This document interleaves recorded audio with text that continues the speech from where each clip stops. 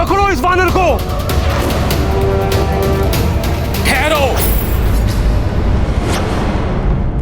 मैं यहां युद्ध के लिए नहीं, शांति वार्ता के लिए आया हूं। यह शक्ति प्रदर्शन तो मात्र इसलिए था ताकि आप सब ये जान लें कि शांति वार्ता करने वाले दुर्बल या भीरू नहीं होते।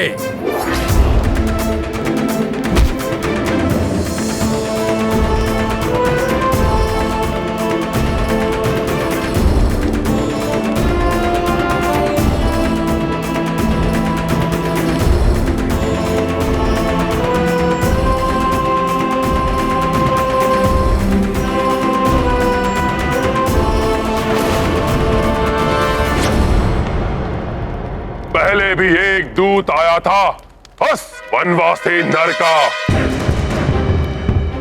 विभीषण की बातों में आकर जिसे मैंने जीवन दान दिया।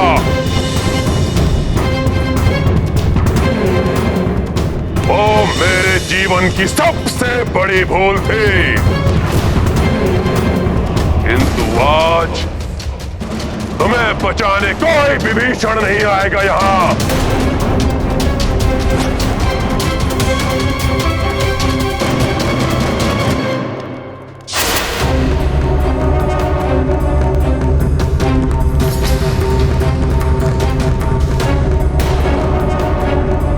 यहाँ आने का दुस्साहस कर बहुत बड़ी भूल की है तुमने वानर। अब उस वनवासी की वानर सेना के संहार का आरंभ तुमसे ही होगा।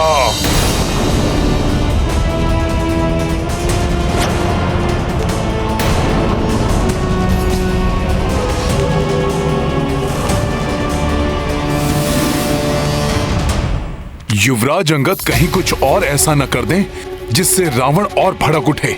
मुझे उनकी सुरक्षा के प्रति सतर्क रहना होगा। आश्चर्य है, जिस खड़क चंद्रहास को देखकर बड़े बड़े महायोद्धाओं की भय के कारण कब कभी छूट जाती है, उस खड़क के सामने तुम निर्भीक होकर खड़े हो। तुम किसी महाबली योद्धा के पुत्र हो क्या? उचित कहा आपने।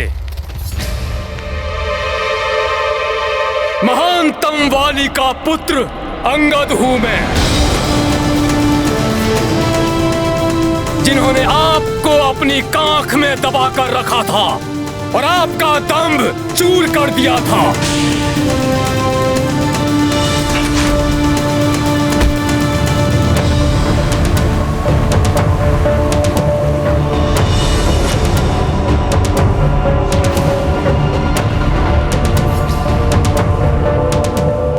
वानर,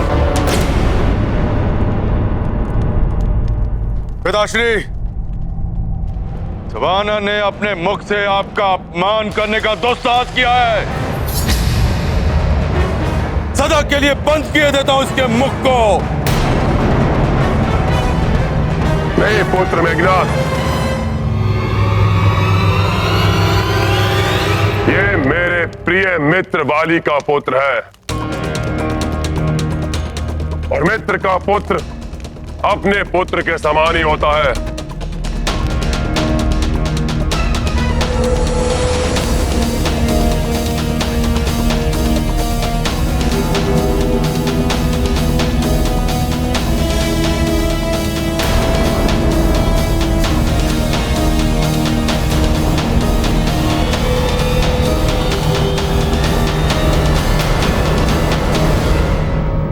पुत्र, तुमने अपना परिचय देकर मुझे पुत्र वध के पाप से बचा लिया।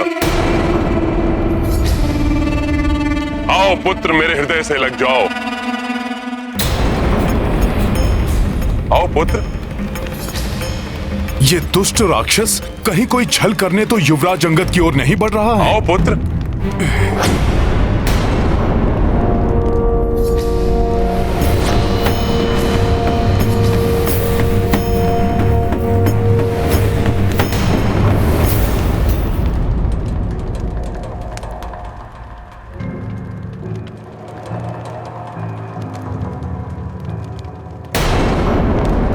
मेरे प्रति तुम्हारा क्रोध समझता हूं मैं पुत्र,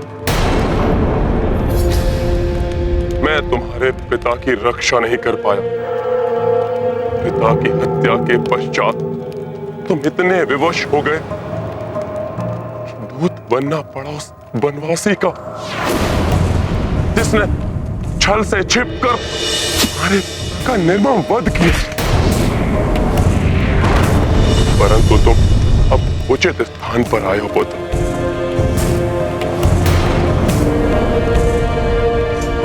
मैं तुम्हें वचन देता हूं कि मैं सदैव तुम्हारा साथ दूंगा पुत्र।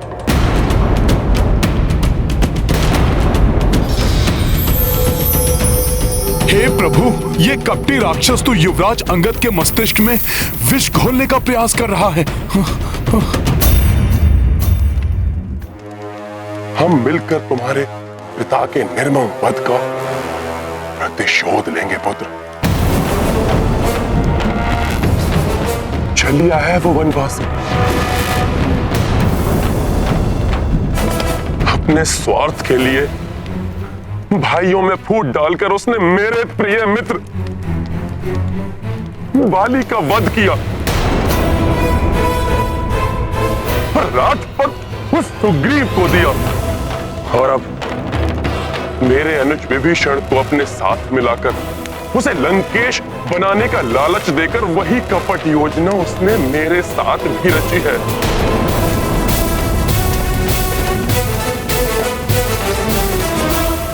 रावण, बंद करो ये अनर्गल प्रलाप। मेरे धैर्य की परीक्षा मत लो। परंतु हम उसे सफल नहीं होने देंगे पुत्र।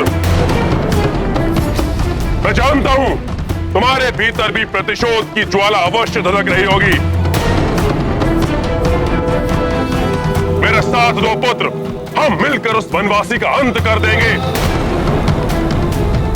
फिर उस सुग्रीव को तुम्हारे मार्ग से हटाकर तुम्हें तुम्हारा अधिकार, तुम्हें तुम्हारा राज्य दिलवाकर मैं अपने प्रिय मित्र वाली का भी ऋण चुका दूंगा।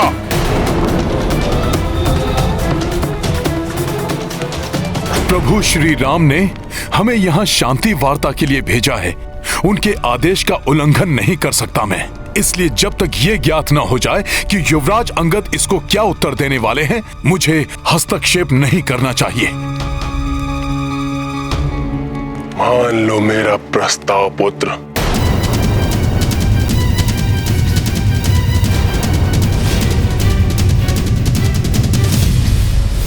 पाप कर्म में लिप्त, पाप की कीचड़ के अतल दलदल में धंसे हैं आप लंकेश। आपको मुझे परामर्श देने का कोई अधिकार नहीं। मैंने जीवन पर्यंत धर्म का साथ देने का प्रण किया है। अधर्म और अधर्मी दोनों का साथ मुझे स्वीकार नहीं। लंकेश, जिस प्रकार पिताश्री को धर्म और मर्यादा के उल्लंघन करने का दंड मिला था, उसी प्रकार आप भी अपनी मृत्यु के लिए तैयार हो जाइए, या अधर्म को छोड़ धर्म पथ को स्वीकार कीजिए।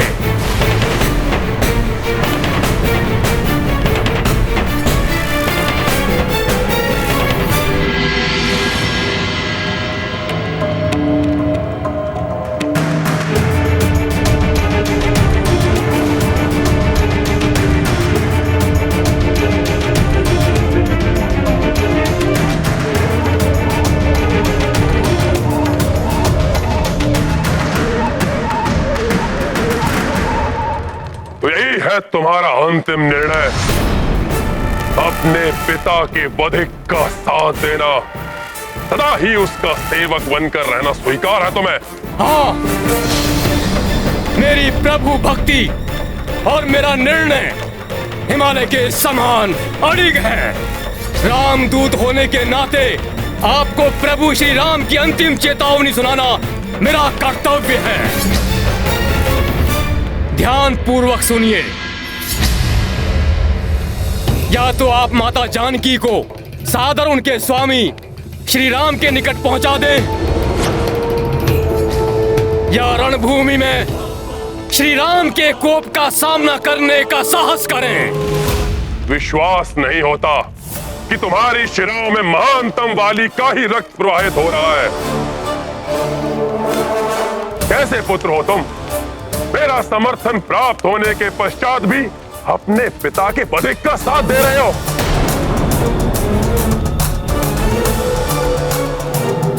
रुदन कर रही होगी महानतम वाली की आत्मा ये देखकर। सत्य कह रहे हैं आप।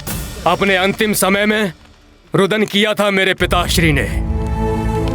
प्रभु प्रेम से भाव विह्वल होकर अश्रु बहाए थे उनके नेत्रों ने। जब प्रभु के प्रभुत्व का प्रत्यक्ष दर्शन मिला उन्हें, अपने पाप कर्मों के लिए क्षमा याचना भी की थी उन्होंने प्रभु से, परंतु अपनी भूल स्वीकार करने में बहुत विलंब कर दिया उन्होंने।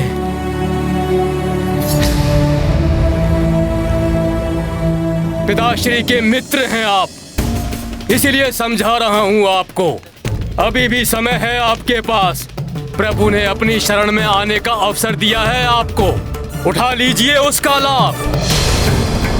रक्षा कर लीजिए अपनी और अपनी लंका की। देर होने के पूर्व ही संभल जाइए लंकेश। अपनी जीवा पर नियंत्रण रखो वानर। मित्र के पुत्र हो, इसलिए अभी तक यहाँ जीवित खड़े हो, अन्यथा अभी यहीं पृथ्वी में गाड़ देता तुम्हें। आपकी दया से नहीं, मैं यहाँ अपने प्रभु श्री राम के बल पर खड़ा हूँ। मुझे गाड़ना तो दूर, यहाँ लंका की इस राज सभा में किसी में इतना सामर्थ्य नहीं कि वो मेरा पांव अपने स्थान से डिगा भी सके। जय श्री राम।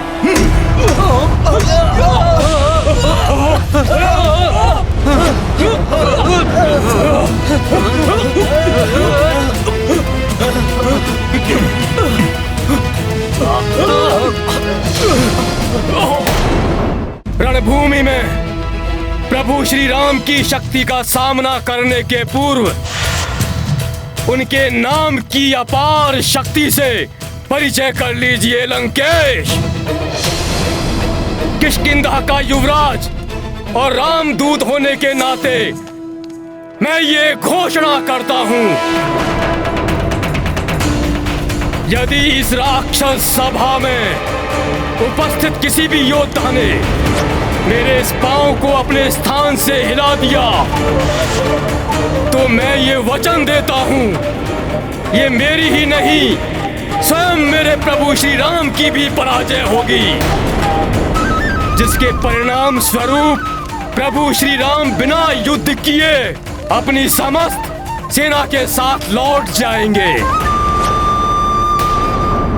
कहिए लंकेश, स्वीकार है मेरी चुनौती?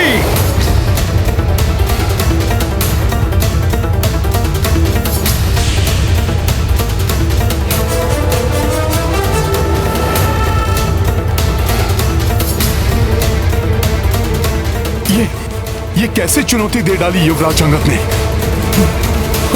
वानर तो वानर ही रहेंगे। मूर्ख वानर, अब उस वनवासी को ज्ञात होगा कि वानरों पर विश्वास करना अपने विनाश को आमंत्रित करने के समान है।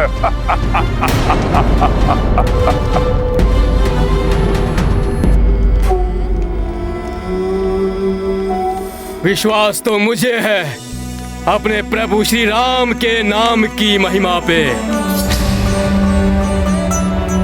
यदि इस राज सभा में किसी को कोई संदेह है तो वो आए और मेरा पांव हिलाकर दिखाए।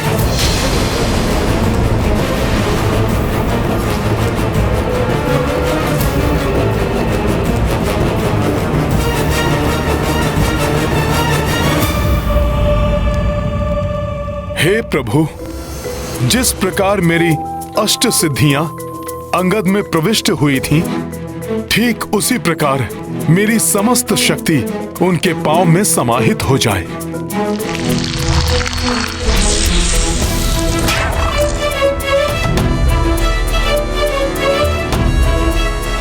जय श्री राम।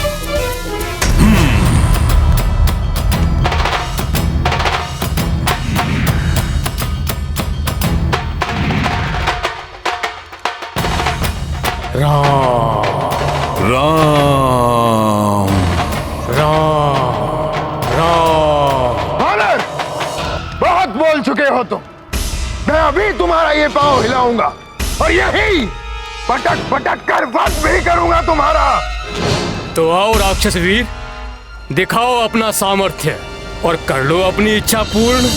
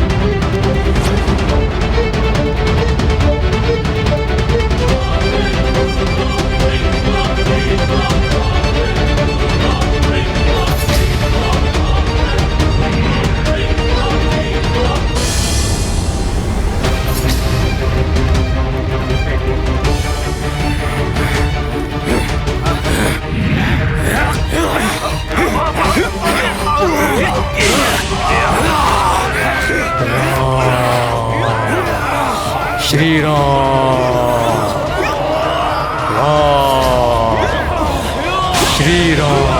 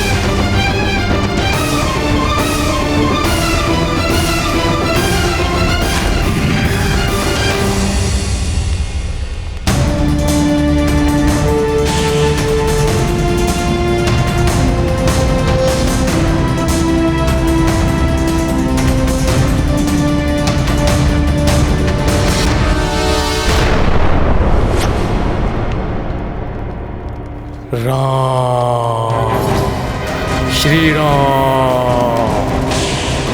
राम श्री राम।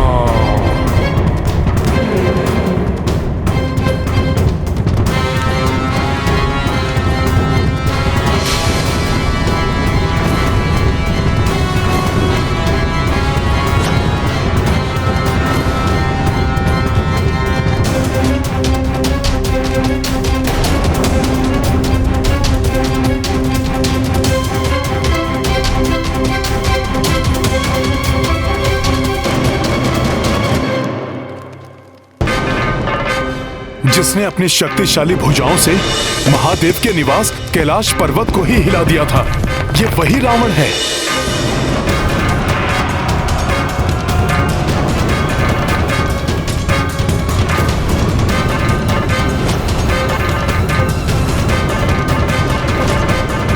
यदि इसने युवराज अंगद के पांव को हिला दिया तो हम युद्ध प्रारंभ होने के पूर्व ही पराजित हो जाएंगे।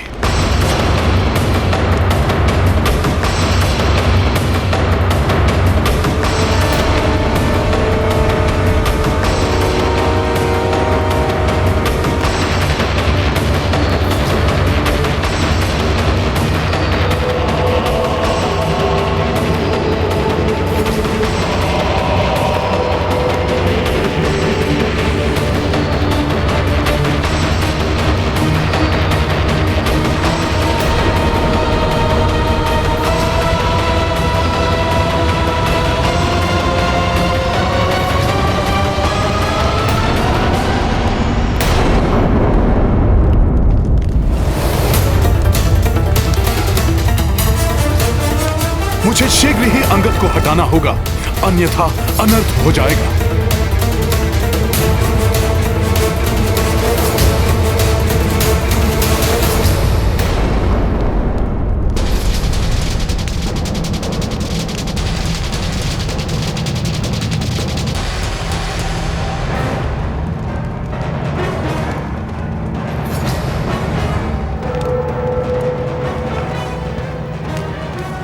आप और आपके सभी महायोद्धा इस रामदूत के पांव स्पर्श करने के लिए तैयार हैं, तो फिर आप प्रभु श्री राम के पांव पड़ने में क्यों संकोच कर रहे हैं लंकेश?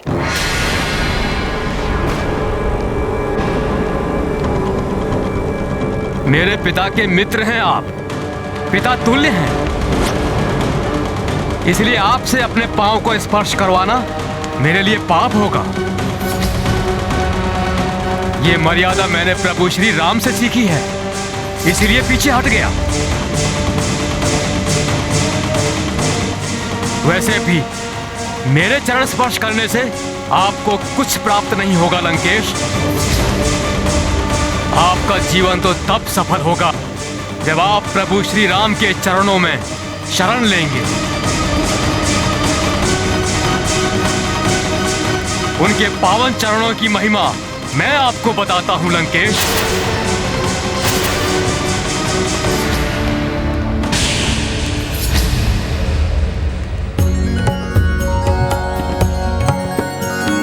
राम पद्म चरण सुमिरो राम पद्म चरण, इन चरणों का जग पिता ब्रह्मा भी प्रक्षाल करें। सप्त ऋषि भी इनको पूजे, योगी ध्यान धरे। छूटे जन्म मरण सुमिरो राम पद्म चरण, सुमिरो राम पद्म चरण।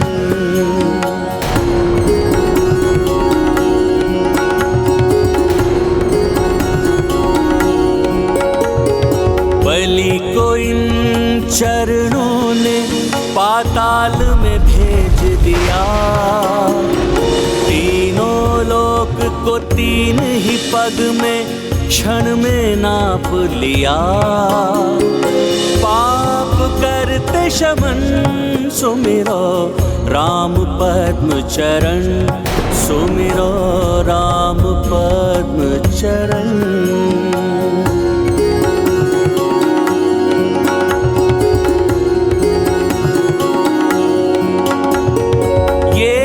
तारक चरण है जो पाषाण को कर दे अहिल्या, इन चरणों को सेवे लक्ष्मी, इनसे निकली गंगा। कोटि कोटि नमन सुमिरो राम पद्म चरण, सुमिरो राम पद्म चरण।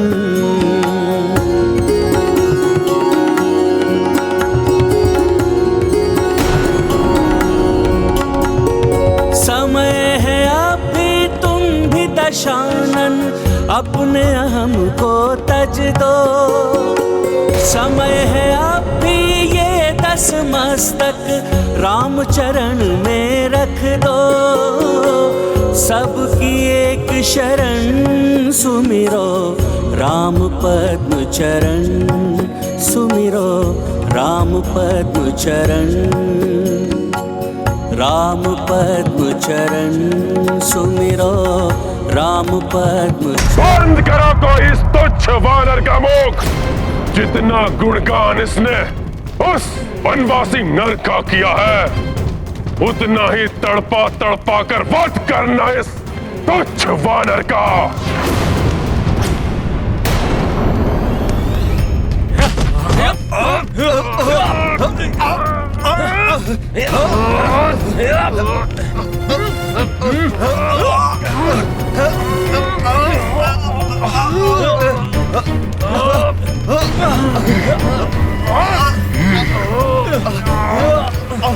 जय श्री राम, जय श्री राम।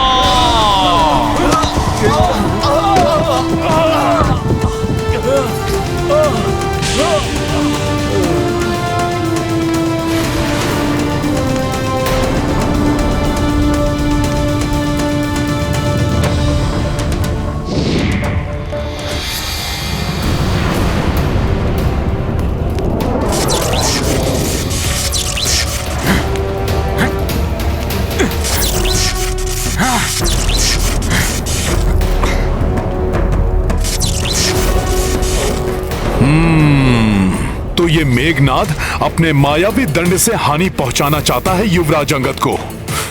अभी देखता हूं।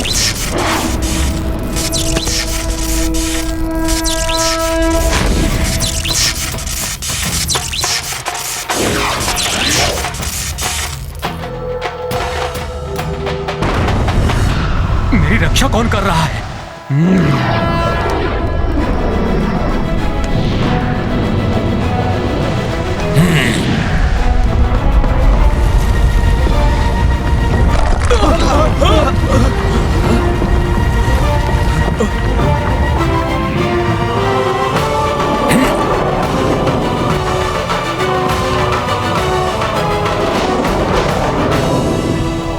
पिताश्री, बहुत बड़ी भूल हो गई हमसे। उस वानर का मुख खुलने से पूर्व ही उसका वध कर देना चाहिए था।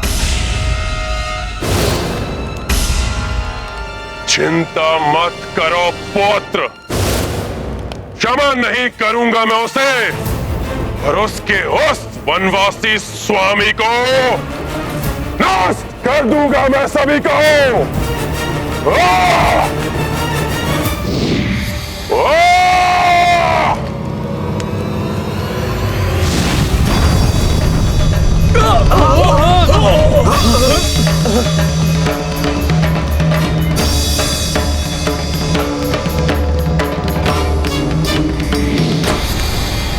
अब लंकेश रावण उन्हें अपनी शक्ति से परिचित कराएगा।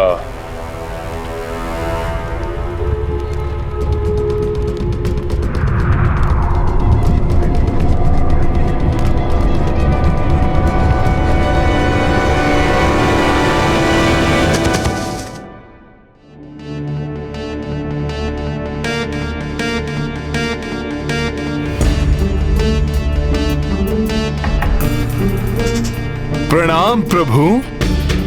प्रणाम।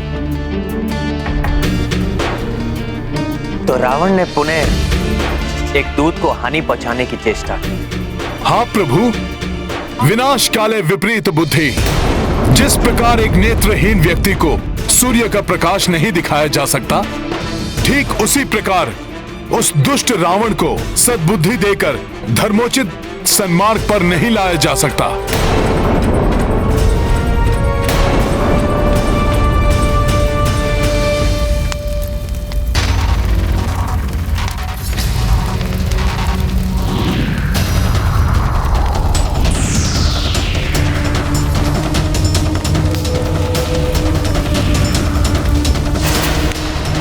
पृथ्वी से उसके पाप कर्मों को मिटाने का मात्र एक उपाय शेष रह गया है प्रभु, उसका वध। अन्यथा उस दुष्ट रावण को रोकना असंभव हो जाएगा।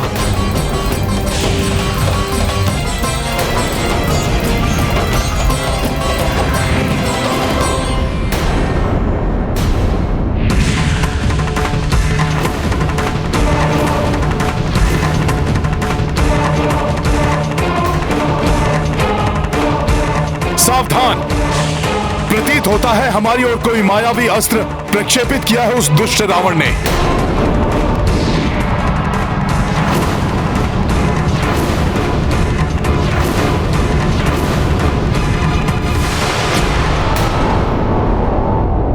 लौट जाओ तुच्छ नर और वानर, अन्यथा विनाश निश्चित है। इस तुच्छ वानर का भी और इसके स्वामी इस वनवासी नर का भी लौट जाओ, लौट जाओ।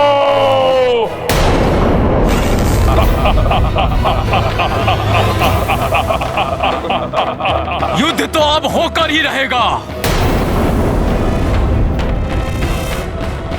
हाँ हाँ, युद्ध अनिवार्य है। हाँ हाँ प्रभु, हम युद्ध के लिए तैयार हैं। हाँ प्रभु, हम तैयार हैं। लंका को मिटा देंगे हम।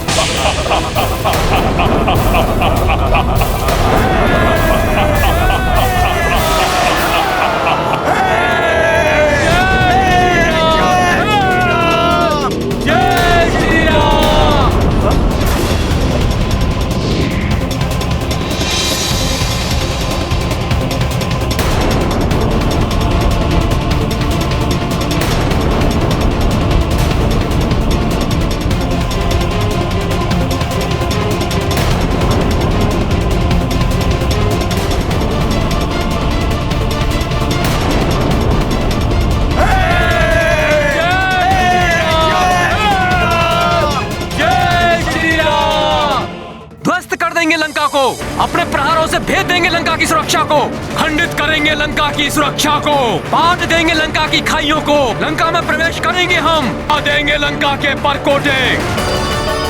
विजयी होंगे हम। शक्तिशाली श्री राम की आक्रमण, आक्रमण।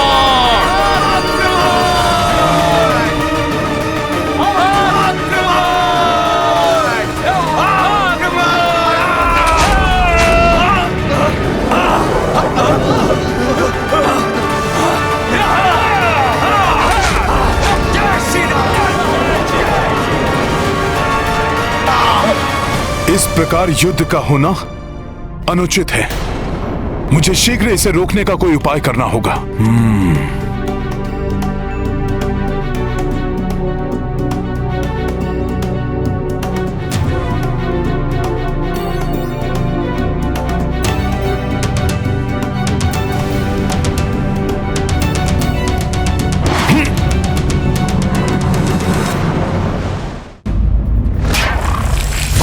आक्रमण है इन वानरों का, उनको रोकना असंभव प्रतीत हो रहा है।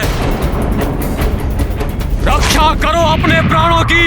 युवराज मेघनाद, सहायता कीजिए।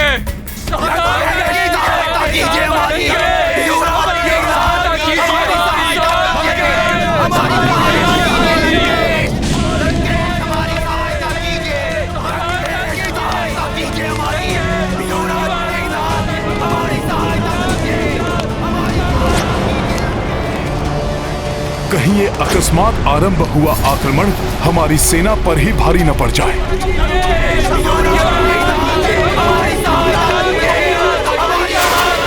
मेघनाद, रोको इन दंड वानरों को।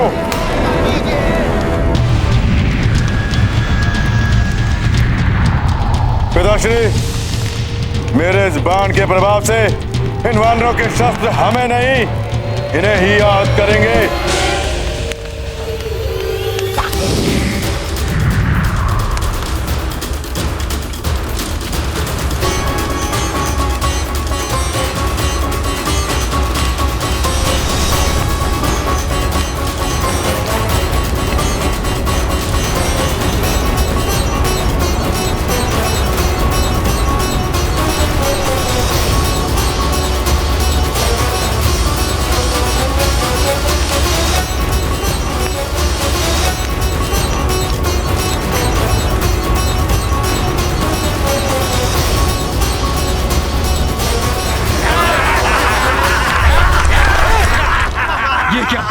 लंका के चारों ओर ये अवैध सुरक्षा कवच कैसे उत्पन्न हो गया?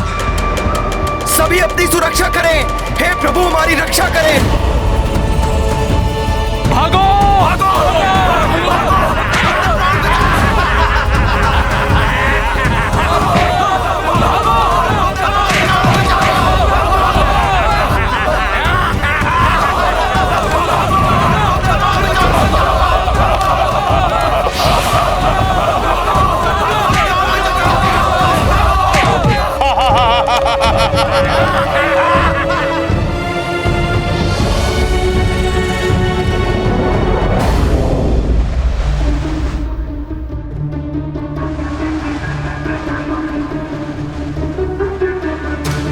अपने वानर सैनिकों की रक्षा के लिए मुझे इस मायावी सुरक्षा कवच को भेदना होगा।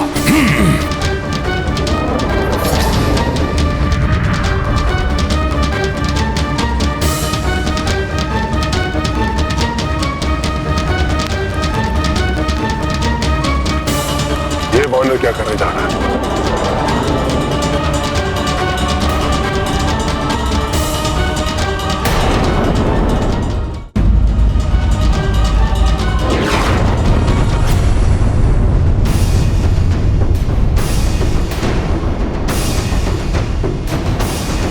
कोई हानि नहीं पहुंचा सकता है लंका को।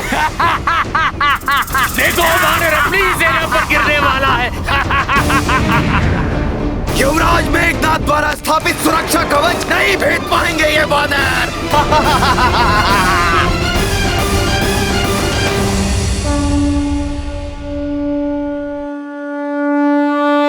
हनुमान, ये मेघनाद की मायावी आसुरी शक्ति है जिसे तोड़ना असंभव है।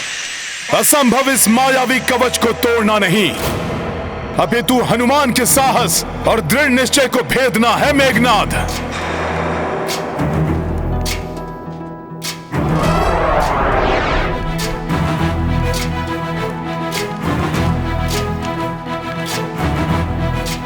जय श्री राम।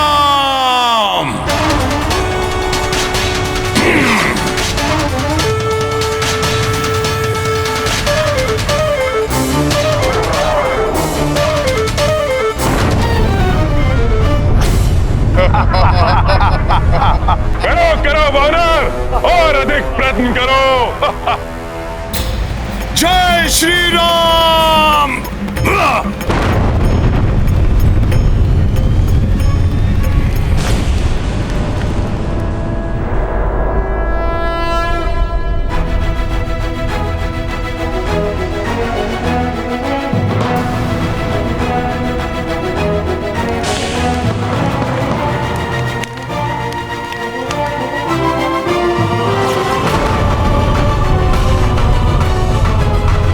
केसरी नंदन हनुमान की जय! केसरी नंदन हनुमान की जय! आक्रमण! आक्रमण!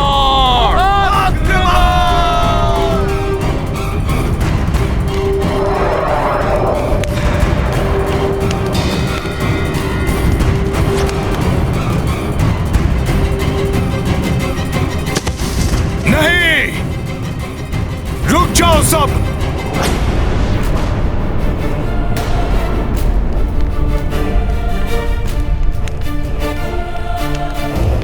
हम प्रभु श्री राम के सैनिक हैं, इसलिए युद्ध की मर्यादा का उल्लंघन करना हमें शोभा नहीं देता। हमसे क्या भूल हुई है हनुमान? भूल? तुम सबने जो किया वो किसी पाप से कम नहीं था। क्या करने जा रहे थे तुम सब? क्या प्रभु श्री राम ने तुम्हें आक्रमण करने का आदेश दिया था? क्या प्रभु श्री राम और भ्राता लक्ष्मण युद्ध के लिए आगे बढ़े? किस आधार और किसकी आज्ञा पर युद्ध प्रारंभ किया आपने? ये कैसे युद्ध की मर्यादा है?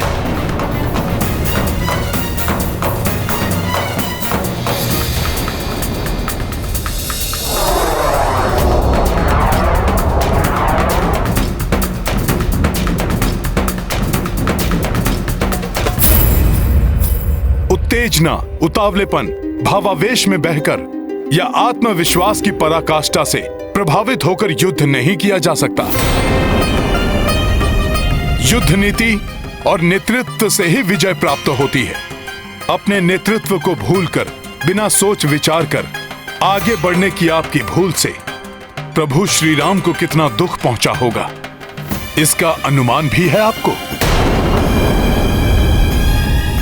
अब हमें चलकर प्रभु श्री राम से क्षमा याचना करनी चाहिए।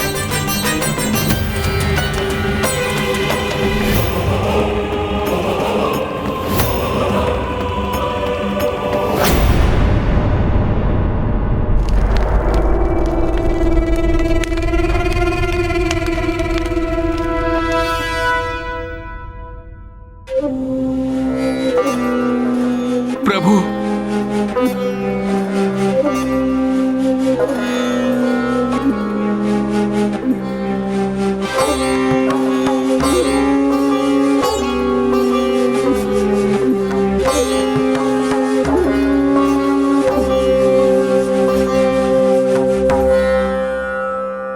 आज एक बात मैं भली भांति समझ गया हूं कि इस प्रकार आप सभी के प्राण संकट में डालने की अनुमति नहीं दे सकता मैं।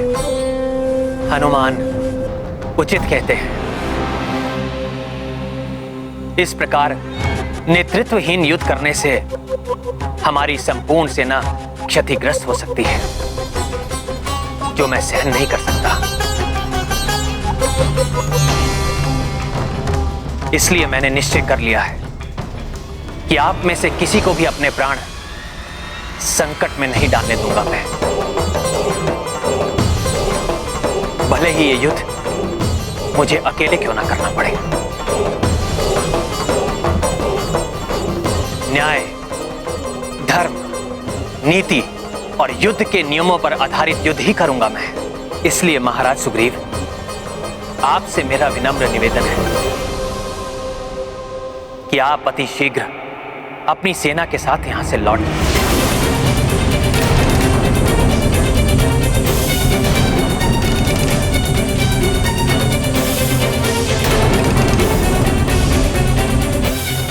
दिशाहीन युद्ध करके स्वयं को क्षति पहुंचाने से अच्छा है युद्ध से पलायन करना।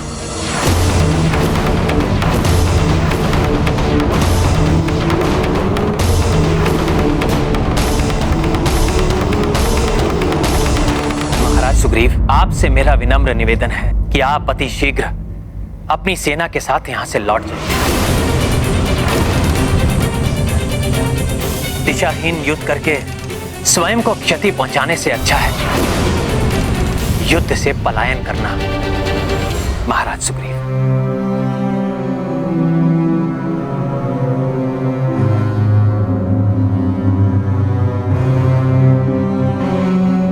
प्रभु, मैं संपूर्ण वानर सेना की ओर से आपसे क्षमा मांगता हूं।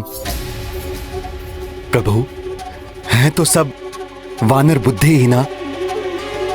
आप चाहें तो इस मूर्खता के लिए हमें कठोर से कठोर दंड दें, किंतु यहां से वापस जाने जैसा दंड ना दें। यहां से वापस जाने से अच्छा तो होगा कि हम अपने जीवन का अंत कर दें। प्रभु, प्रभु, हम अपनी देह का त्याग कर सकते हैं, परंतु आपको इस प्रकार छोड़कर नहीं जा सकते। प्रभु, नहीं जा सकते, नहीं जा सकते प्रभु।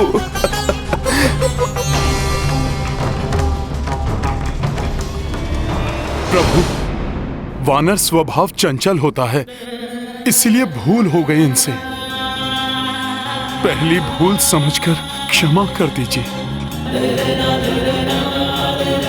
मैं आपको विश्वास दिलाता हूं प्रभु, आगे से संपूर्ण वानर सेना आप ही के बनाए हुए नियम और आदेशों का पालन करेगी प्रभु।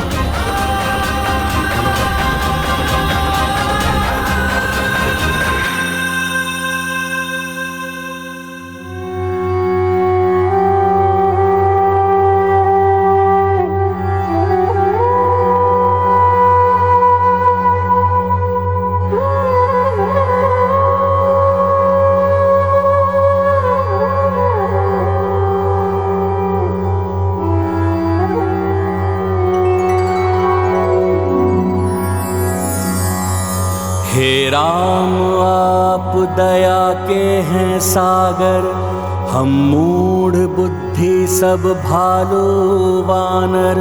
भक्तों से राघव हुई भूल भारी, दंड के हम उद्दंड अधिकारी।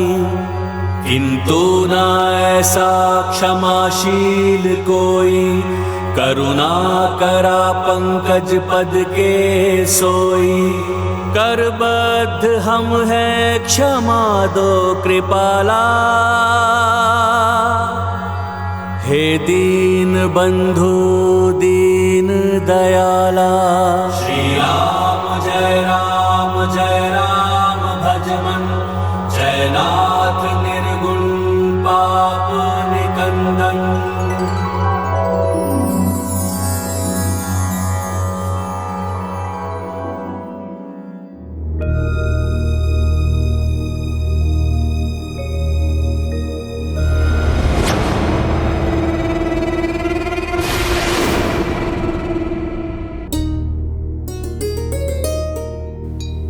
उठिए मित्र सुग्रीव।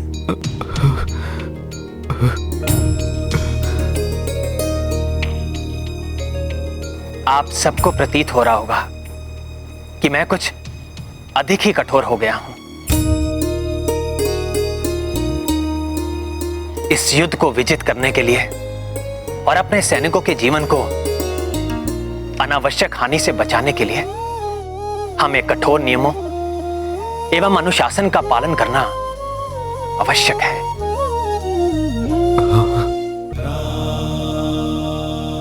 हाँ प्रभु, हम आपके द्वारा निर्धारित नियमों का कठोरता से पालन करेंगे प्रभु। हाँ, हम पालन करेंगे प्रभु।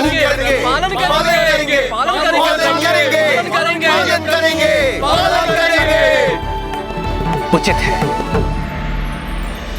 तो अब हमें कल होने वाले युद्ध के लिए नियम एवं रणनीति का निर्धारण कर लेना चाहिए। श्री रामचंद्र की जय, श्री रामचंद्र की जय, जय श्री राम, जय श्री राम। विभीषण जी, आप तो रावण के बारे में सब जानते हैं, आप ही बताइए सर्वप्रथम वो क्या करेगा, कौन होगा उसका प्रथम लक्ष्य?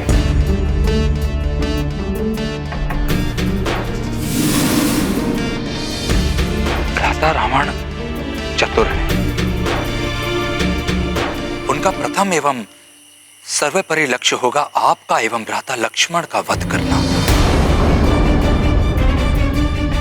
जिससे युद्ध के आरंभ में ही युद्ध का अंत हो जाए।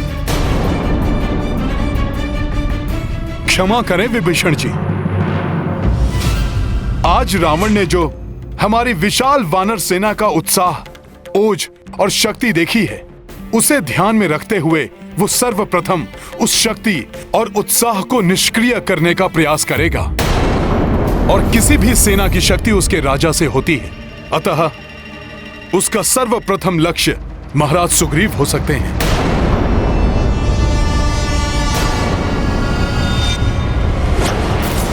सुग्रीव ही होगा हमारा प्रथम लक्ष्य। उसके अंत के साथ ही उसकी विशाल सेना का भी अंत, और उसके पश्चात वो वनवासी नर अपने घुटनों पर चलता हुआ आएगा हमारी शरण में।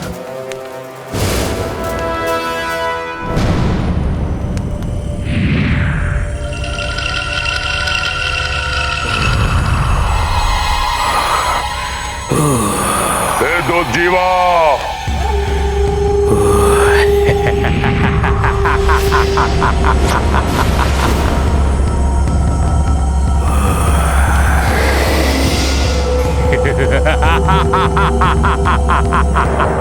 ये है संपूर्ण वानर सेना।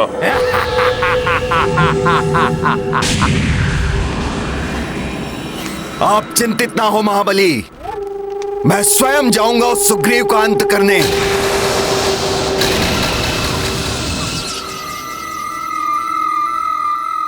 हनुमान का अनुमान सत्य है।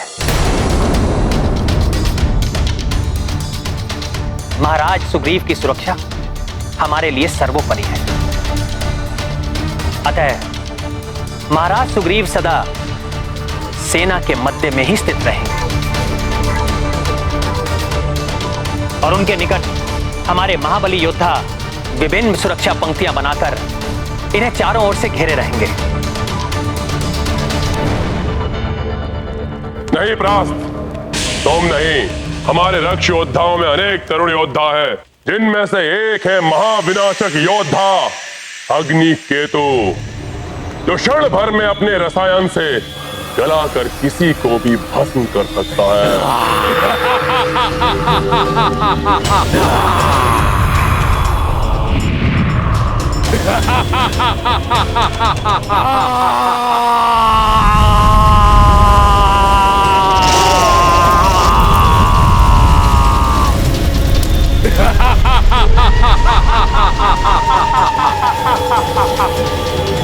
ये अग्निकेतु उन सभी वानरों को पिघलाकर भस्म कर देगा जो सुग्रीव की सुरक्षा में लगे हुए हैं।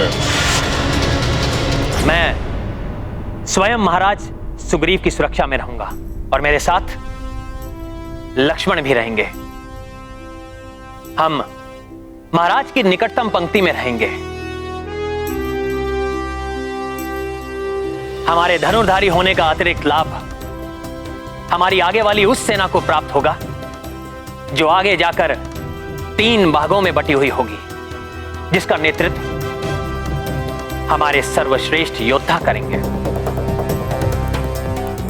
तो ठीक है, प्रभु श्री राम की सामने वाली पंक्ति का नेतृत्व मामा श्री जामवंत और युवराज अंगद करेंगे और उनके सामने आने वाले शत्रु को ढेर करने के लिए आगे होंगे महाबली नल, नील और सुषेण जी, और उनके पीछे दूसरी पंक्ति में गवई, गवाक्ष और गंधमादन। किंतु स्मरण रहे, भ्राता रावण आकाश एवं पाताल से भी आक्रमण करने की क्षमता रखते हैं। यदि प्रभु का आदेश हो तो मैं किसी ऐसे उच्च शिखर पर स्थिर रहूंगा जहां से दोनों ओर होने वाली गतिविधियों पर दृष्टि रख सकूं।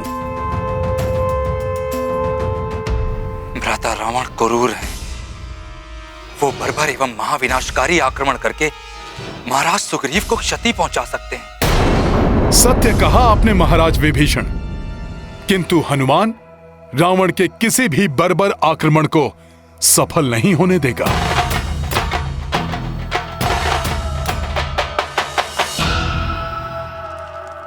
और तब हमें महाविध्वंस फैलाने वाला एक ऐसा योद्धा चाहिए जो समस्त वानरों को तितर बितर कर दे,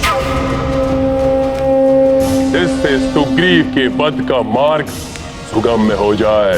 भ्राता लंकेश, इस कार्य के लिए यज्ञकूप को भेजा जा सकता है।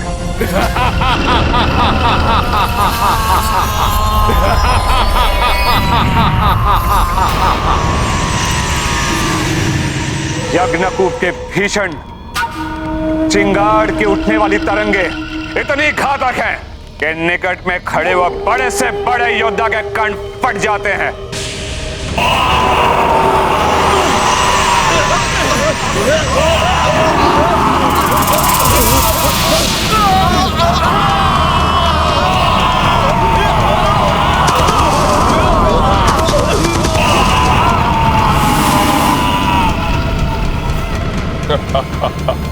उत्तम, अति उत्तम।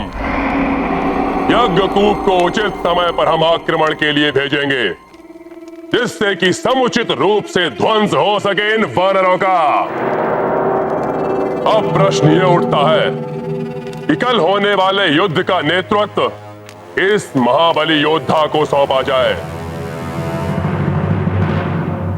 वैसे तो सेना के नेतृत्व के लिए भ्राता कुंभकर्ण ही भ्राता रावण का प्रथम चुनाव हो सकते थे, क्योंकि वो महाशक्तिशाली महाविनाशकारी शक्तियों से संपन्न है।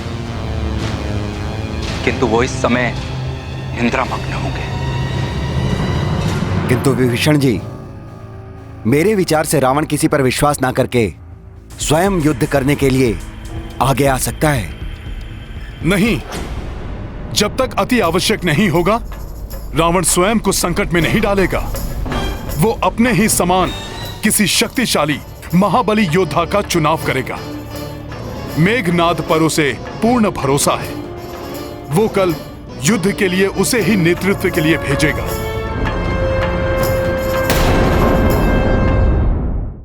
मेरे प्रिय पुत्र मेघनाद, कल युद्ध में सेना का नेतृत्व तुम करोगे।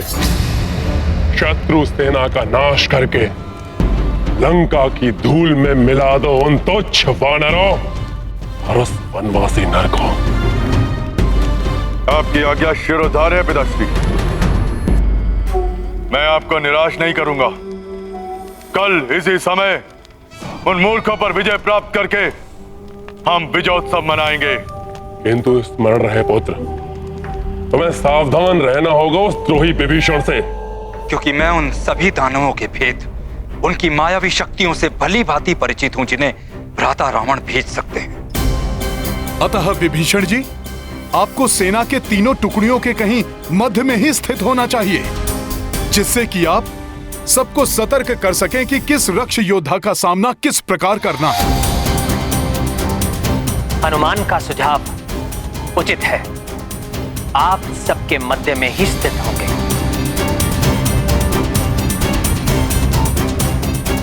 सत्य है पिताश्री। मैं अपने साथ महाबली महामायावी योद्धा आक्रांता को ले जाऊंगा। काका श्री विभीषण को भी इस विषय में कुछ ज्ञात नहीं। मुझे भी कुछ ज्ञात नहीं आक्रांता के बारे में युवराज। क्योंकि वो पाताल लोक में भी गुप्त रूप से ही निवास करता है। वो एक महाविनाशक राक्षस है।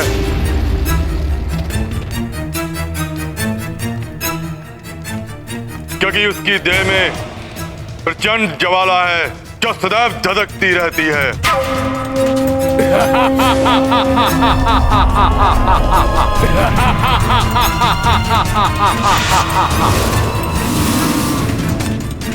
वह अपनी इच्छानुसार अपनी देह से कहीं भी संहारकारी विस्फोट करने की शक्ति रखता है।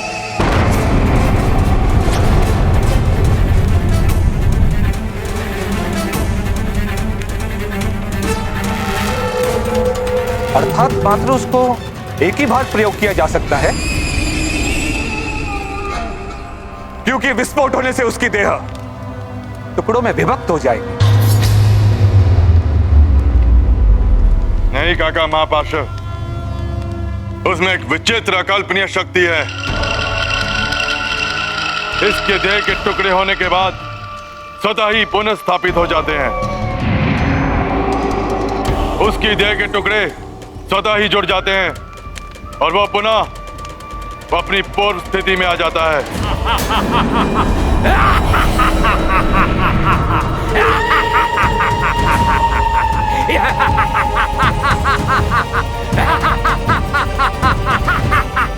हाँ पिताश्री, कल के युद्ध में आक्रांता ही मेरा प्रमुख शस्त्र होगा।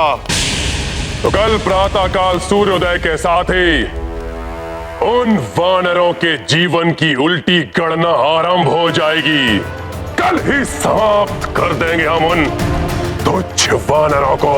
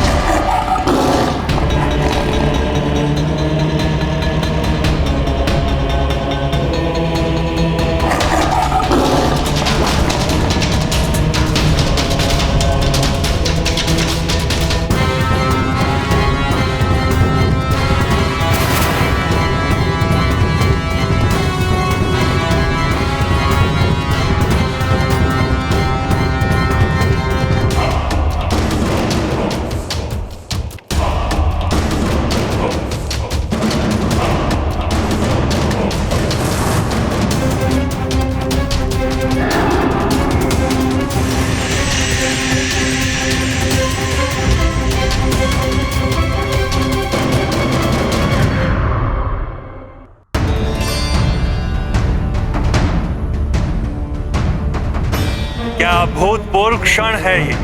एक और धर्म है तो दूसरी ओर अधर्म, एक और मर्यादा है तो दूसरी ओर अहंकार, एक और विशुद्ध भक्ति है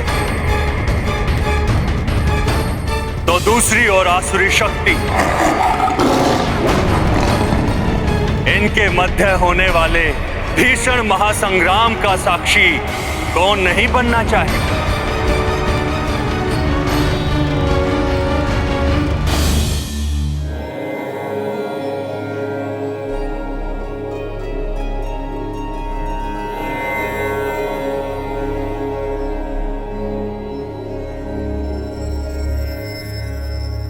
क्या सोच रही हैं देवेश्वरी कि सदैव ध्यान योग में लीन रहने वाले महायोगी भी अपना ध्यान छोड़कर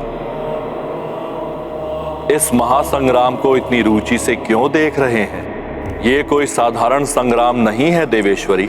पाप और पुण्य के मध्य होने वाला ये धर्मयुद्ध संसार के लिए बहुत ही निर्णायक सिद्ध होने वाला है। देखिए ना, एक ओर मेरे आराध्य श्री राम है और दूसरी ओर मेरा ही महाभक्त रावण है। और इस युद्ध को निर्णायक मोड़ देने वाले भी तो मेरे ही रुद्रांश हनुमान है। ऐसे युद्ध को तो आप भी पूर्ण रुचि के साथ देखना चाहेंगी देवी। जब हम इस युद्ध को लेकर इतने व्याकुल हैं तो कल्पना कीजिए कि देवी सीता के हृदय पर इस समय क्या बीत रही होगी।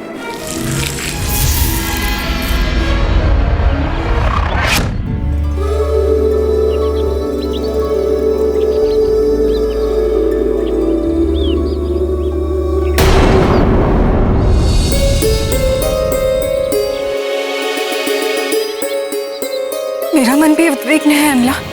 कभी मन कहता है कि प्रभु शीघ्र यहाँ आकर दुष्ट लंकेश का संहार करके मुझे यहाँ से ले जाएंगे,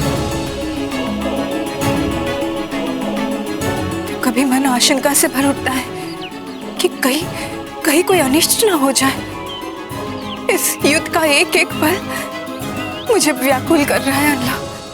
ये युद्ध मात्र सीता की मुक्ति के लिए नहीं, अपितु अधर्म के चंगुल से धर्म की मुक्ति है इसका उद्देश्य।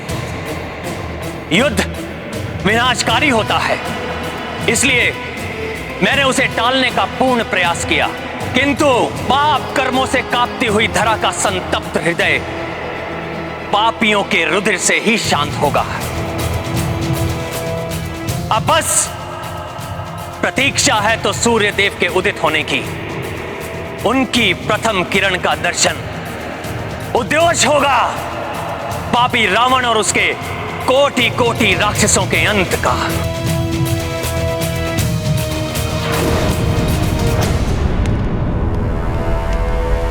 आज के सूर्य से उदित होने वाली प्रथम किरण कहीं मेरे हृदय को अंधकार से न भर दे।